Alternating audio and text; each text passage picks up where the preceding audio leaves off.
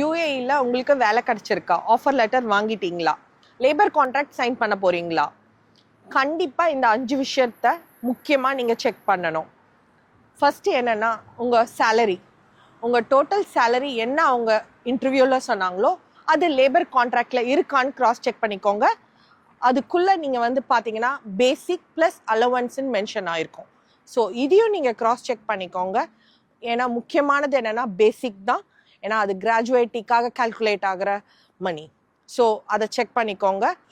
ரெண்டாவது விஷயம் என்னன்னு நீங்கள் பார்க்குறீங்கன்னா உங்களோட ஜாப் டைட்டில்.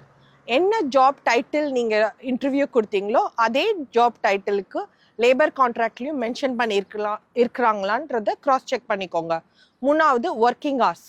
பர் டேக்கு 8 ஹவர்ஸ்னா பர் வீக்கு 48 ஹவர்ஸ் ஆஸ் பர் UAE லா.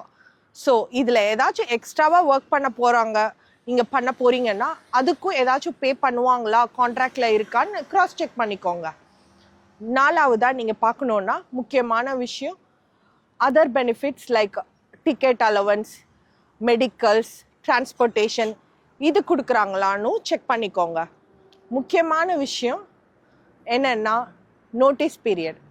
உங்களுக்கு 30 to 90 days notice period minimum எத்தனை நாள் கொடுக்குறாங்கன்னு கிராஸ் செக் பண்ணிக்கோங்க. இந்த 5 விஷயமே இந்த லேபர் கான்ட்ராக்டில் மென்ஷன் பண்ணியிருப்பாங்க.